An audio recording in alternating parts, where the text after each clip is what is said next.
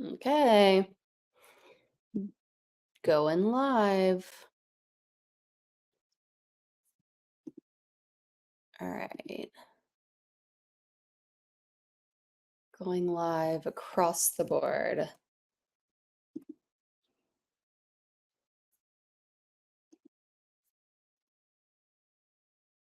Okay, there we go. Okay, I can't really, I've never done a Talk Shop Live before. I've streamed it across Instagram, Facebook, and YouTube. I am very new to this world, but I thought it'd be a fun way to show you guys the book. A lot of people have been looking for signed copies, and this is a great way to get a signed copy. The bizarre background that you see right now, actually, you can't really, the background isn't that bizarre right now, but I'm up, I'm kind of off the grid with our kids right now. So I came up, okay, good. Thank you, Elsa. I came up to this like lodge that has Wi-Fi to do this, but I've been off the grid for like since Thursday up at this little funny cabin that we have. And I have been signing the book plates that are going to go into the books that you guys buy today. I've been signing them with my kids while we do arts and crafts and while we eat dinner out on the porch. And they look really great. They're like the same colors as these. And basically, I'm going to send them to Talk Shop Live after this, and they will be pasted in to your book, big signed copy. So it'll feel just like a normal signed book, but I'm signing a bunch of book plates that I'm sending around. So I thought I could kind of take you guys through the book first and kind of who I am, because there's a lot of people joining from my different platforms. I'm Caro Chambers on Instagram.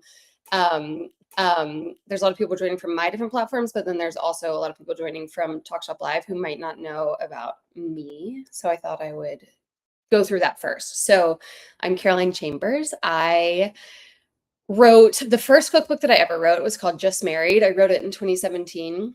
And after I wrote that book, I was indeed just married at the time of writing that book.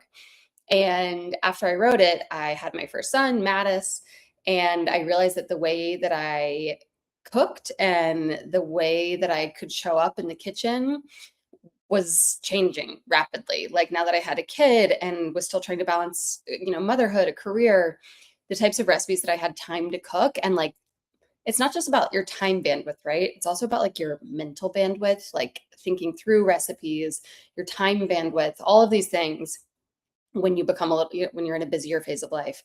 And so I came up with this concept for a cookbook called What to Cook When You Don't Feel Like Cooking.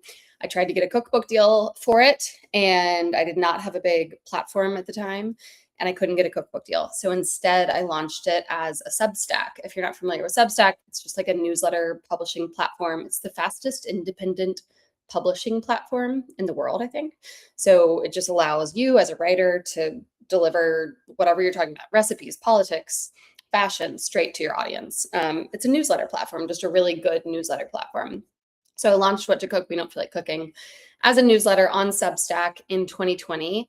And if you will take yourself back to December 2020, we were all really sick of cooking in December 2020. So it grew really fast. The types of recipes that I share on the newsletter, they all take under an hour. They all require minimal ingredients, dirty, minimal dishes, and take you as like little mental and physical energy as humanly possible. I understand that there are busy people. We are all busy people who like to eat really good food, and that's who these recipes are written for. These are not like basic, like, plain grilled chicken with rice recipes. These are like really beautiful restaurant worthy recipes that I have like hacks and tricks to make happen faster. So I wrote the newsletter for several years, ended up getting a cookbook deal. I published the first What to Cook When You Don't Feel Like Cooking in 2024, August of 2024. And now in August 11th of 2026. So in 3 weeks. No, God, y'all, 2 weeks, this book comes out. So this is what to cook when you don't feel like cooking. Make it fast. I keep going the wrong way because the screen's reversed. This is what to cook when you don't feel like cooking. Make it fast. And what makes this cookbook really special to me is the way that it's organized. So a lot of cookbooks, if you own any cookbooks, most cookbooks are organized by like appetizer, salad, and then they'll like the entrees will be organized by protein, chicken, beef, pork. That's a common way that a cookbook's organized, and it's great. But if you are a person who likes good food but doesn't feel like cooking, it's usually because of time, right? I've got 30 minutes after my daughter's volleyball game. I've got 20 minutes before my son's baseball game. If you're not a parent, like I get home from work at 6:30 because I commute and I'm exhausted, but I don't want to order DoorDash anymore. I saw somebody talk about this in the chat. Like, I do not want to order DoorDash every single night. I'm wasting money. I, don't feel good afterwards because we love DoorDash. It's a great tool to have in our toolkit, but like restaurant food is full of ingredients that we don't know about. There's like a lot of butter in there, a lot of salt to make it taste really good. So maybe you want to be cooking at home more so that you know exactly what you're eating. And every single one of my recipes, Kathy B just said, Kathy B said those DoorDash bills felt add up. Yes. Wendy Chell says this, I don't want to dream up the menu. So that is a huge part of what my books, and especially this new book, Make It Fast, do. They take the mental burden of creating the menu off of your plate. So in those traditional cookbooks that I love, that we all love, it's, side dish, chicken, pork, and you have to kind of piece together this recipe. Or if you're somebody who looks for recipes on TikTok, it's a beautiful salad, but then, okay, what entree what meat do I serve with it? It's, this really cool rice dish, but okay, what meat goes well with that? What salad should I serve? How do I make this a complete meal? Every single one of my recipes is a complete meal. So the protein, the side dish, the veg, it's all a complete meal. Somebody asked me if these are healthy recipes. I like to call my recipes healthy-ish. So I think that there's a really good balance of really healthy, like veg, protein driven recipes. And then, like on the newsletter this week, I shared a sneak peek of a really great pasta dish. It's called melty zucchini pasta with goat cheese. If you go to whattocook.substack.com, you can see I just launched a video series there.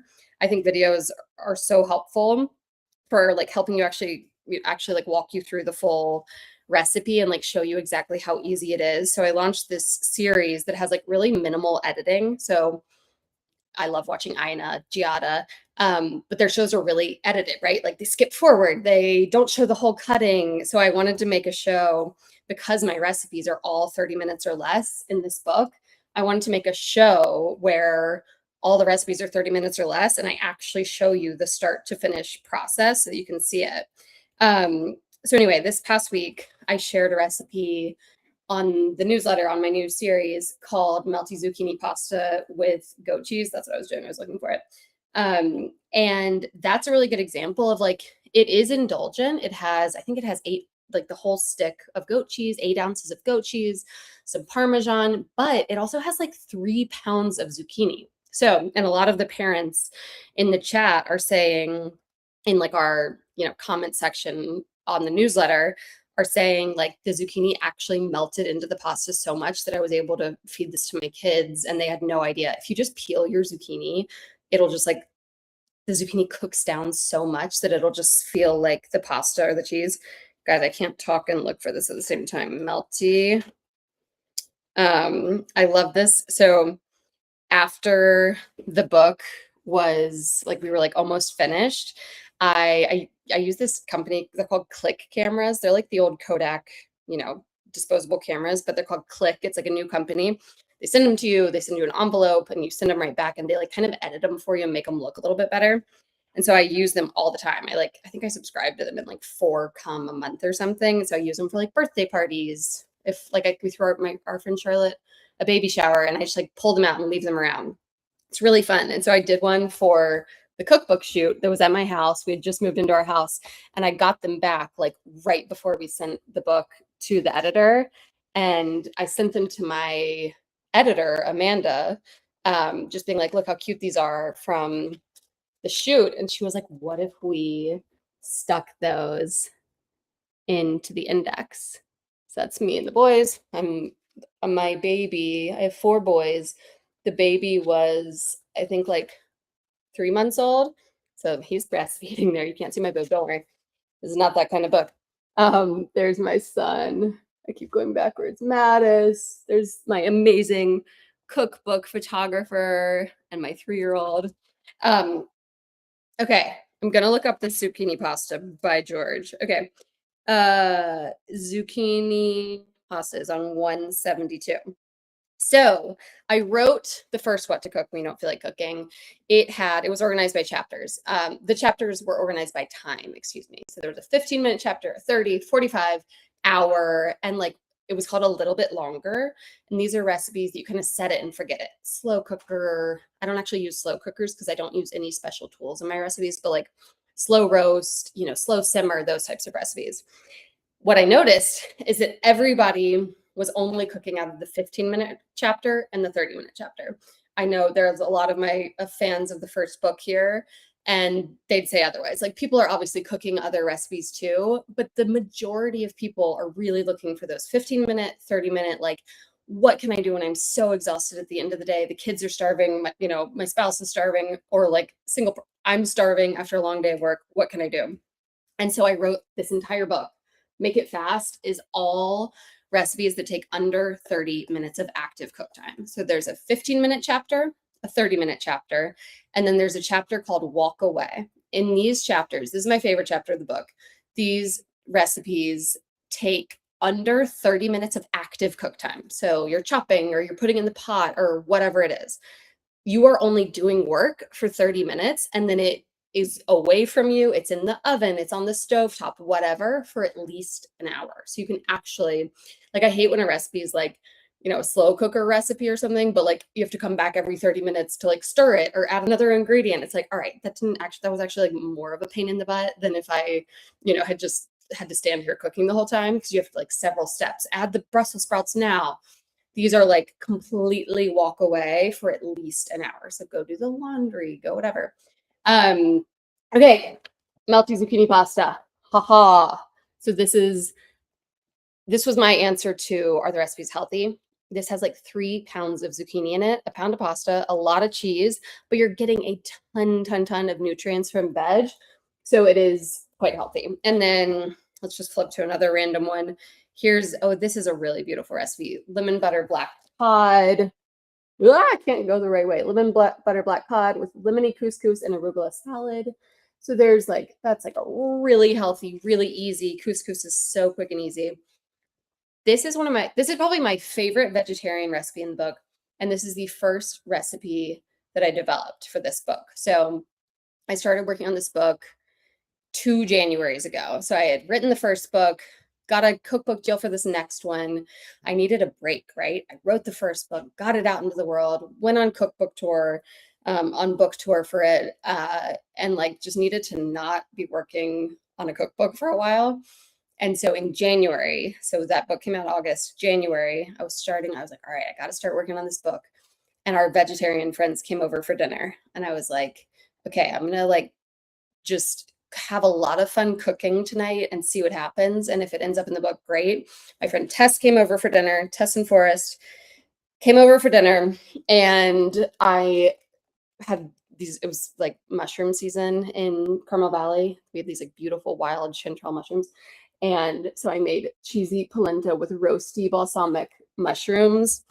And it's just a sheet pan of roasty balsamic mushrooms. You cook the polenta in the oven. This is a trick that one of my readers taught me, actually.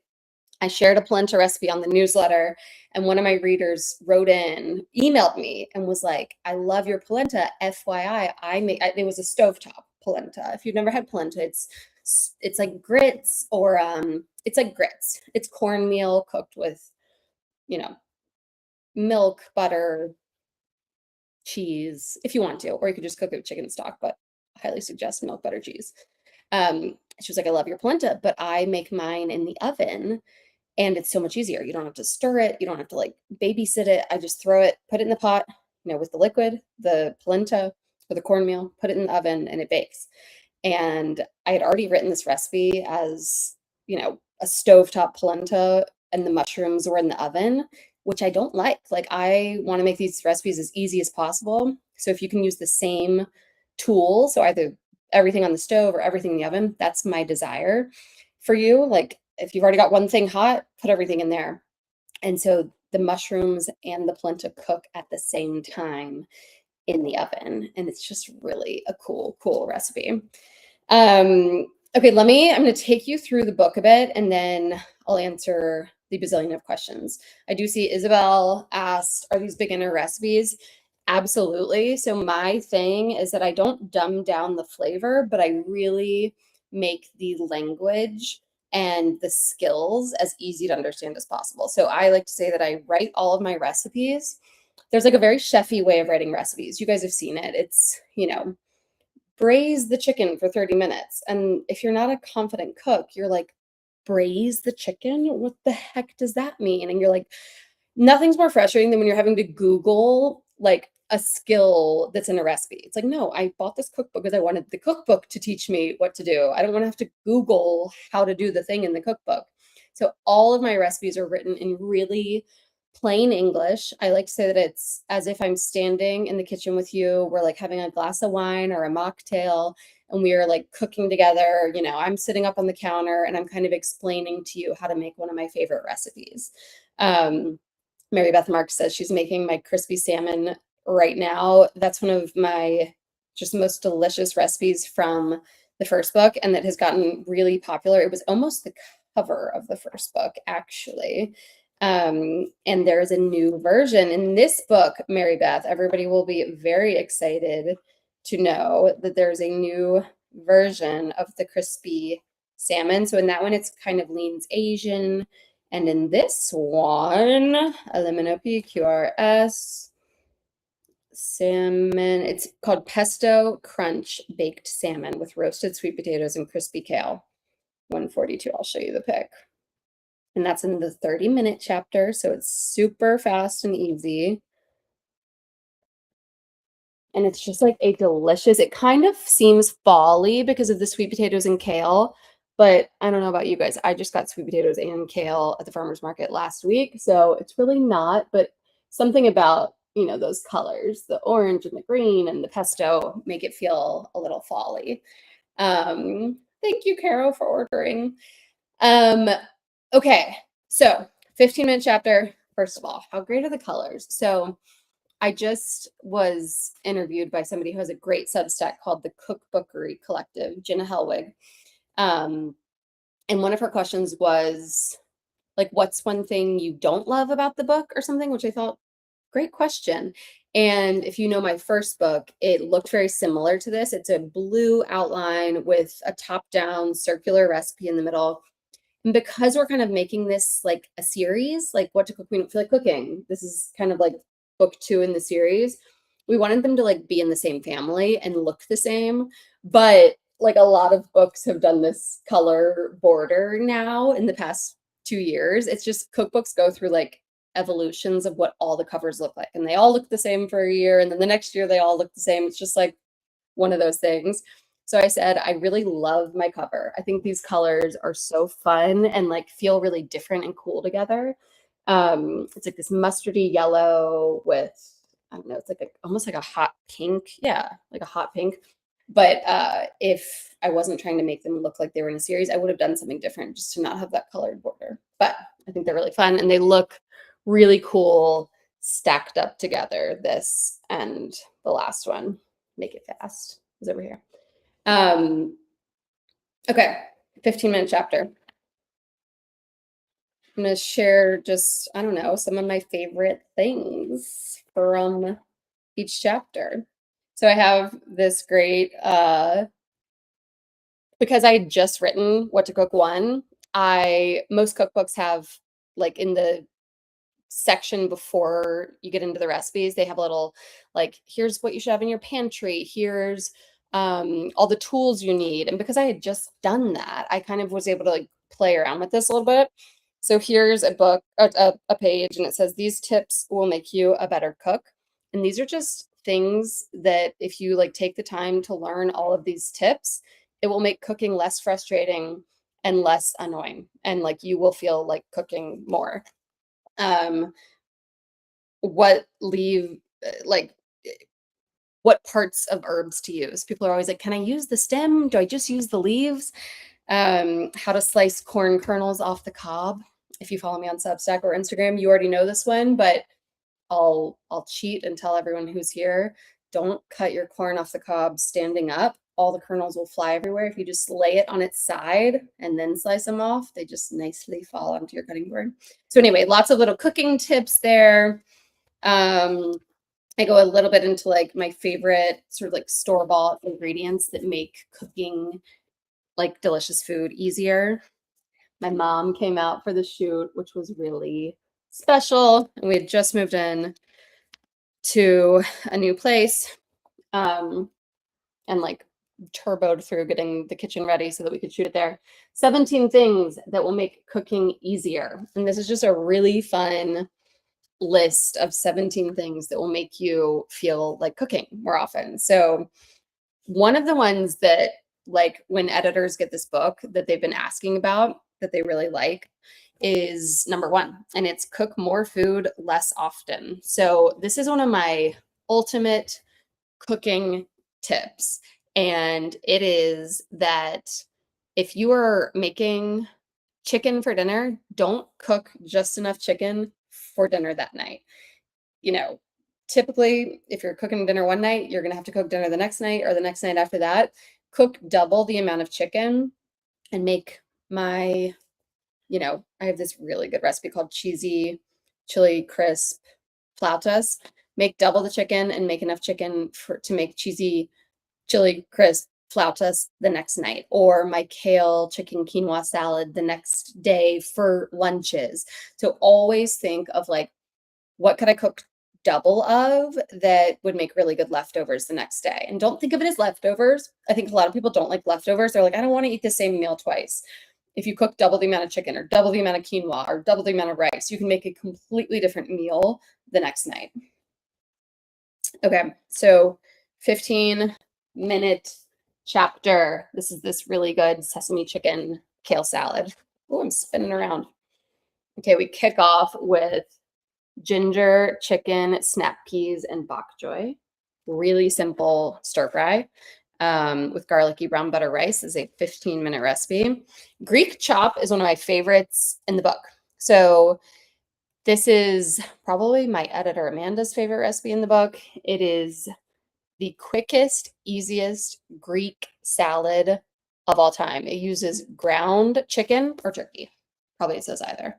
Ground chicken. You season it with Greek seasoning. You like cook the chicken in a skillet with olive oil, Greek seasoning, and chickpeas or white beans. And you kind of smash up the chickpeas or the white beans so that they like get the, like all incorporated into the chicken, and then a lot of lemon juice. So it's like this lemony, bright, herby chicken and chickpea mixture. Let it cool down a bit. While it's cooking, you chop up a cucumber, tomatoes, red onion, avocado, feta, pita chips, toss it all together. And it's just this like fabulous, really lean, we're using lean ground chicken there, just really, and like tons of fresh herbs. And it's truly a 15-minute recipe. It's so quick and easy. Open-faced, cheesy chutney chicken melts. How do I go? That way. This one's been really popular with my early readers. So you always kind of send advanced copies to magazines and, like early reviewers. And that one's been really popular. Apple chicken Caesar lettuce wraps. My husband is a big Caesar salad guy, so he got to be the star of that picture. Apple chicken Caesar salad wraps. They're so good. I love this. Stonehill Hospitality, which I believe is Nell, says, what is the equivalent to the dilly chop? This is a good question. In book 1, there's a recipe called the dilly chop, and it has salami. It's based after this recipe that's so good. It's called the Farmer's Salad. It's stationary in Carmel. This is a great question. I'm going to show you one of my favorite salads because I just opened the page to it. This is called the toasty pistachio salad with roasted salmon. This is one of my favorite recipes in the entire book. It's so delicious. You toast pistachios in a skillet and then like kind of crunch them up and make the dressing right in the skillet. So it's like a toasted pistachio vinaigrette that you whisk together in the skillet. And then you pour it over top of arugula, apples, really thinly sliced apples, and lots of Parmesan. And while that's all happening, you have some salmon in the oven at the perfect temperature cooking. It's just like so delicious. So that has potential to be dilly chop worthy. There is also actually a salad with a ton of dill in it called, so I was really pregnant while I was writing about, I guess, half of this recipe, of this cookbook, excuse me. And my friend Jillian works with me on kind of everything I do, but helps me a lot with um, recipe testing and you know, recipe development stuff. She'll come over and we'll like cook for hours and hours and hours. And I have such a strong, like wonderful girlhood memory of, you know, when you have those pregnant days, this is my fourth pregnancy, you have those pregnant days and like your hips are hurting and like just like everything kind of hurts. I just have this like memory of sitting on these kitchen stools that I had at our old house, and Jillian was like, "Just sit there, just tell me what to do." And we like pretended like we were like playing Ratatouille, and I would be like, "Now put that in, now put that in," and I just sat on the stool, and she basically like developed, you know, this recipe for me as my little like Ratatouille, me instructing her. So it's called the Dilly Feta Salad with feta brined grilled shrimp. So if you've never saved the brine, so like the milky liquid that comes with your feta, it is actually an incredible powerhouse of like tenderizing, delicious liquid. You can use it to marinate chicken. But with this is a 30-minute recipe. You just give your shrimp like a quick 15-minute feta brine bath, and it gets it like salty and tender and so delicious. So a little feta bath for your shrimp, throw them on the grill or on a sheet pan in the oven, whatever. And it's this really great romaine, dill, super tangy, delicious salad. I'm really excited for lovers of the dilly chop to try that one. Throughout the book, there are little sections like this. So in the 15-minute chapter, this kind of plays off of that idea of cook once, eat twice, like always be doubling what you're cooking, because fried rice is always nice and you can do it with any grain. So if you're making farro, make double the farro and make, you know, a grain saute the next day. Always, always be doubling your grains to make fried rice. And then I give you this formula. So a formula for how to make perfect fried rice with whatever you have in the fridge, and then your method. So it's like, you know, prep everything, cook the aromatics, add the vegetables. And I have several of these little like interstitial moments throughout the book. So it gives you a bunch of flavor combinations. If you're just joining, remember through this, I guess if you're on like Instagram or Facebook, you can comment shop and it'll send you the link. And I'm doing exclusive signed books through TalkShopLive. So if you want a signed book, this is a great place to get them. What else? Hellegrine pasta is one of my classic recipes on the newsletter that also made it into book one. And lovers of Hellegrine pasta will be thrilled to see that there is a Hellegrine soup in this book. It's like kind of like a green potato soup. It's really, really fabulous. So it's really creamy. It's got a lot of bright flavor. It has some mint in it, spinach, kale, um, tons of herbs. It's so good. And it comes, you know, to make it a full meal, because every recipe in the book really feels, you know, it's like a full meal. It comes with this like garlic toast that you can either crumble and like put in it like a crouton or use it to scoop. Had to have a frittata in there. There's a cherry tomato, goat cheese, and herb frittata. Frittatas are just the easiest weeknight egg meal in the entire world. And it comes, the side is this really like elegant, beautiful, protein-packed salad. It's an arugula goat cheese salad with like a lemony vinaigrette. Oh, there's that melty zucchini pasta again. Somebody has asked if they're all new recipes. Yes, so there's like 104 recipes in the book, I think, and 94 of them are new. So I always include, like in the first book, I included like the top 10 recipes from the newsletter. So like Pellegrine pasta, that salmon crunch recipe that I talked about earlier. And that's what I've done in this book too. I've included like the hits from the past 2 years. For instance, good luck soup. Has anyone made the good luck soup? It is a real crowd pleaser. It has all of the hits of what a southerner makes on January 1st. So we eat black-eyed peas, we eat collards, and what's the other thing we eat, guys? Black-eyed peas, collards. It's based on Hoppin' John, which is a dish rich with heritage that's woven into the culinary quilt of America, adopted from the enslaved African community. Like so many Southern food traditions, is the traditional way to combine these lucky favorable ingredients on New Year's Day. So it was really important to me to share that fact, that the tradition of eating those ingredients, isn't rice one too? Black-eyed peas for luck and abundance, pork for forward moving progress, because pigs always root forward, um, and collard greens, which symbolize money. That is a traditional thing from Black Americans, from early, you know, um, enslaved community in the South.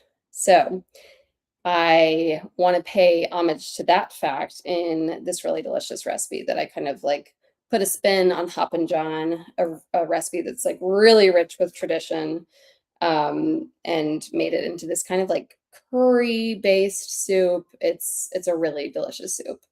Um, what else do we have here? Bean and butternut enchiladas. Enchiladas is one of those things that I always sound like I don't know how to speak Spanish. Enchiladas, with creamy salsa verde. It's such a good one. These are like the best enchiladas in the entire world. The sauce is like the sauce that you put on top of them are, oh my gosh, Erica, I love that. Make it festive. Uh, the sauce that you put on top is basically salsa verde and sour cream. It's this like creamy green sauce. It's so good, you guys. Okay, I'm gonna take questions now because I've yapped my head off. Erica just said, make it festive would be a great future book concept. I love that as like a party book, because I do think if you're a newsletter subscriber, I write these menus quarterly called Easy But Fancy Menus. And I have so much fun writing them because I think entertaining can be so overwhelming. Like the timing, when do I make what can I make ahead of time, what do I need to, how can I make myself like actually enjoy this party that I'm throwing? So that is a fun one. It'd be fun to write like you know a what to cook we don't feel like cooking for entertaining. So join my Talk Shop Live in 2 years and we'll talk about that one. Erica, great idea. Remind me to send you a free copy if I make that a book. Okay, I'm gonna go up through. Whoa, did you guys hear that? That was probably my children doing something bad. The whole building just shook. Lindsay asked earlier, is there an old cookbook that you remember learning from when you first started cooking? My mom is a really fabulous Southern cook. She also has type 1 diabetes. And so she had this really like great knack for making Southern recipes, which can be really carb heavy, sugar heavy, which are the things that type 1 diabetics cannot eat and sustain a happy life. She had a really cool knack for making old school Southern recipes, like kind of lightened up or less carb heavy or whatever it was, so that she could still enjoy them with her family. The Cookbooks, I mean, I'm from North Carolina, so junior league cookbooks abounded. I mean, I remember the Chattanooga Junior League cookbook being like a huge thing that she cooked from. And, there were like notes in the margins like mom's friend from Bridge, like they were all my grandmother's friends who submitted these recipes. Junior league cookbooks are a really fun way to get into like the culture and heritage of an area. Whenever I'm like on book tour or whatever, I love, and people have brought me their junior leagues cookbooks, which is like such an incredible gift. When I was in New Orleans, somebody brought me theirs.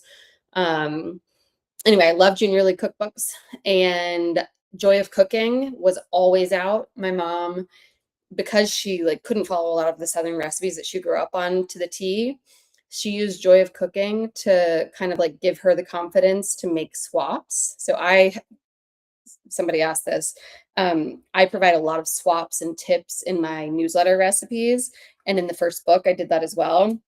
And in this one, I went like even crazier. My poor editor was just like trying to cram them into the margins. Where is this? I'll go this way. So I have tons of notes like this throughout the entire book. Tip, shortcut, extra, extra is like, if you want to kind of make it a little bit fancier, extra, extra. Swap, shortcut. I have at least 2 on every single recipe, I think. But tons and tons of swaps and substitutions. Extra, extra, swap, bulk it up, shortcut. 4 on this one. I mean, my poor cookbook design team just like trying to cram these in everywhere. Joy of Cooking and Silver Palette Cookbook, which is a favorite from it's like a Nantucket. You want to come say hi?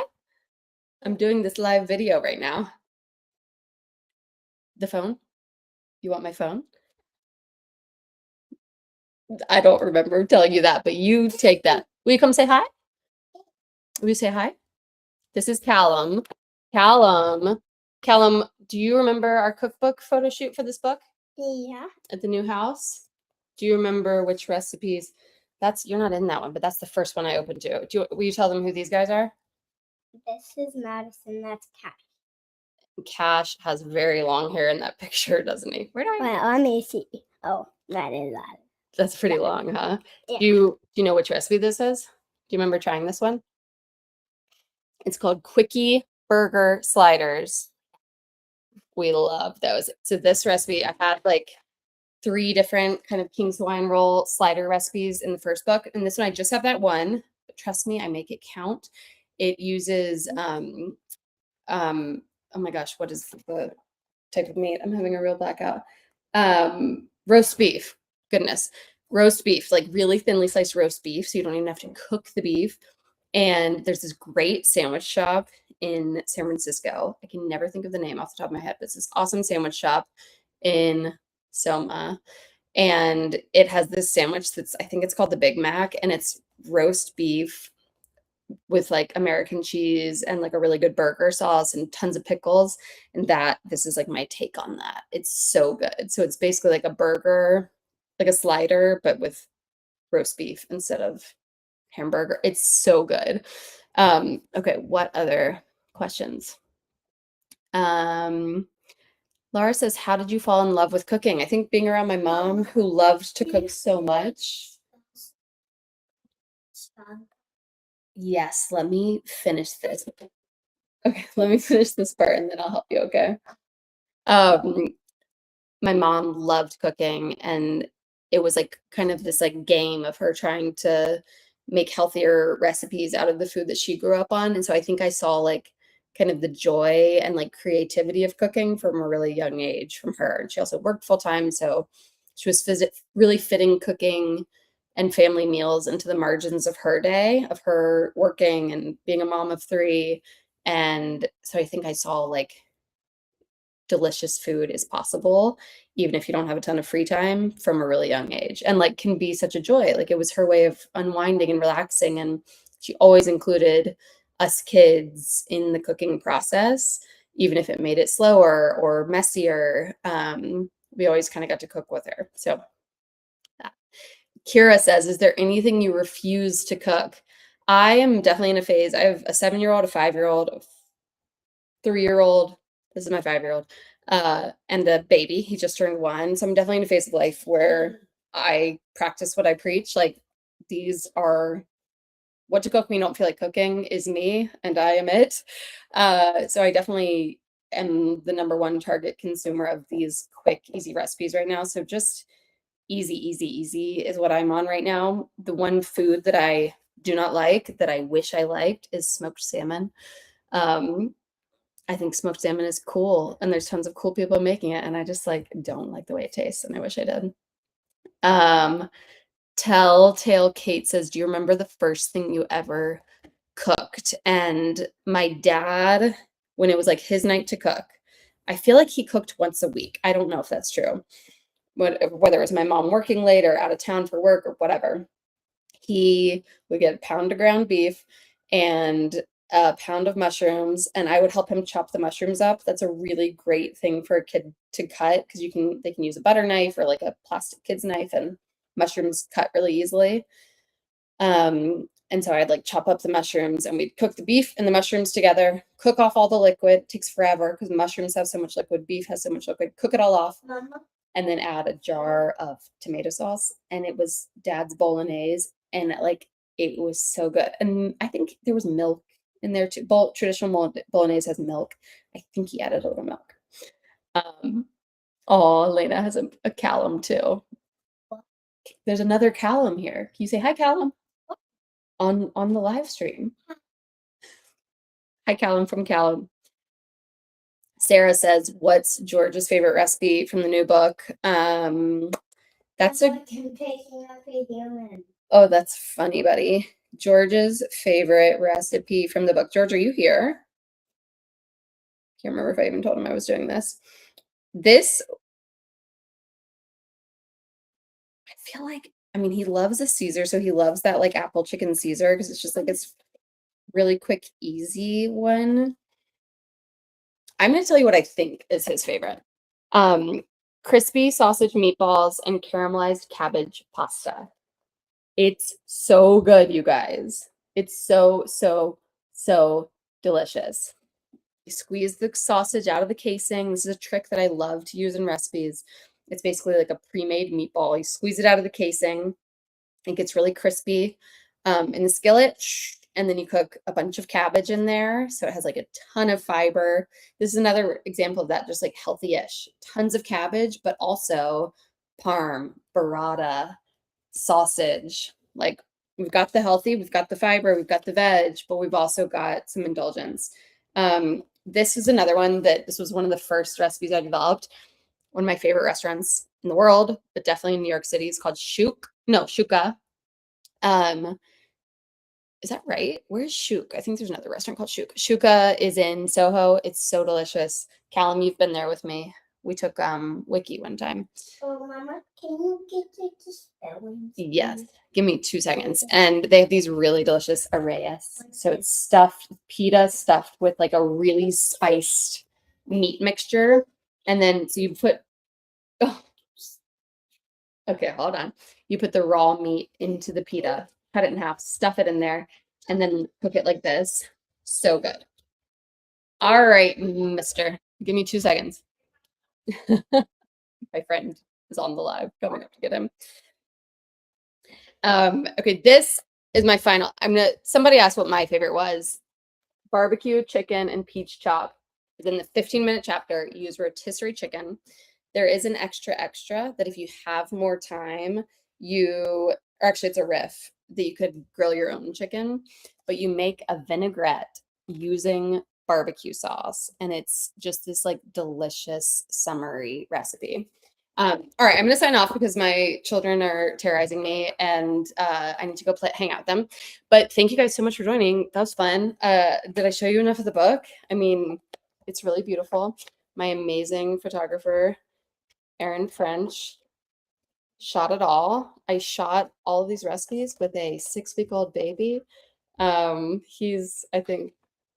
think there's a really good one of him like laying in a basket of napkins in the outtakes. Oh, there he is. He's so little. So this, book comes from somebody who's living it. got all these tiny kids and work, and I just want to eat good food and make it as easy as possible. So, um, thank you. I'll tell Callum that you guys say thank you for sharing me, and I'm gonna go probably down a water slide with him about 10 times right now. Thank you all for pre-ordering. I know so many people who are here have already pre-ordered it. If you would like a signed copy and you can give away your pre-ordered copy for Christmas, I would so appreciate it. The world of publishing is, I know you guys, if you follow me, I've been talking about pre-ordering this book forever. Pre-orders are just really important for booksellers to see, like, how many of that book should we buy? Should we have her come for an event over Christmas? Like, they're just really important to the success of a book. So thank you for listening to me yap about this book for the past several months. I can't wait for you guys to get it. This book is awesome. It's filled with so many delicious recipes. I'm going to flip to 5 more, and then I'm going to hang up. Miso peanut chicken bowls. It's this like stewy miso peanut sauce. Southwestern Caesar chicken burgers. Had to slip Caesar into the book twice. We've only got a few of these signed ones. So if you want one, again, if you're on Instagram or Facebook, you can comment shop and it'll send you the link. But you can also go to TalkShopLive. Tortellini sausage soup. Can't wait to make that one in the fall. Kind of tabbouleh grain salad. I love that one. Oh, one of my most popular recipes is this like curry wonton thing, and I developed a new one. So this is green curry wontons. It has bok choy, broccoli, green curry sauce. It's so good. And then what should I do for the final one? You know what I'll tell you? There's one recipe in this book that does not have a recipe. Excuse me, a photo. Only one recipe in the entire book.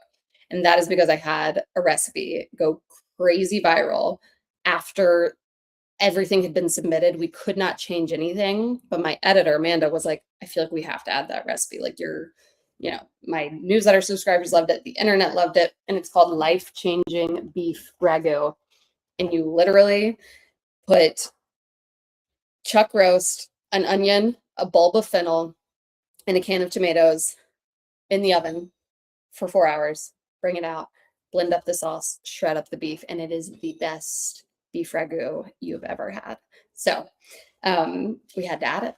We actually needed, with cookbooks, if one recipe goes too long, you end up with like an extra page. So we like had one extra page, and she was like, instead of filling it with like something stupid, why don't we put that recipe in, even though it doesn't have a photo? So we did that. Oh my gosh, look at this baby. He doesn't even look like. This is the triple tomato oven orzo, but really it's just an excuse to have a picture of a 3-month-old baby that looks like a little peanut. Okay, what else? I'm doing one more. Farotto with roasted summer vegetables. I love a farotto. So farro cooked like risotto, like creamy, and it breaks down, and it's just so delicious with roasted summer veggies, almost like a ratatouille on top. That's that. That's me. That's the book. That is zucchini lasagna vibes. What's this called? Zucchini lasagna skillet or something like that. Zucchini lasagna skillet. It's so good. There's no layering of noodles. You just saute everything and add some cheese on top, and it's so great. All right, shop to order. Thank you for ordering. I told my friends I'd be back 30 minutes ago to take care of my children, so I gotta go. Callum, you want to come say bye? Bye. Bye. And you can have my phone. Say bye. Thanks for buying my mom's book. Thanks for buying my mama's book. It's the best book ever. It's the best book ever. What? You need like 20 copies. At least. All right. Bye, guys. Thank you. The spell thing. Yes. Okay. End it there. And I end it there. Hi. No, honestly, it was kind of great.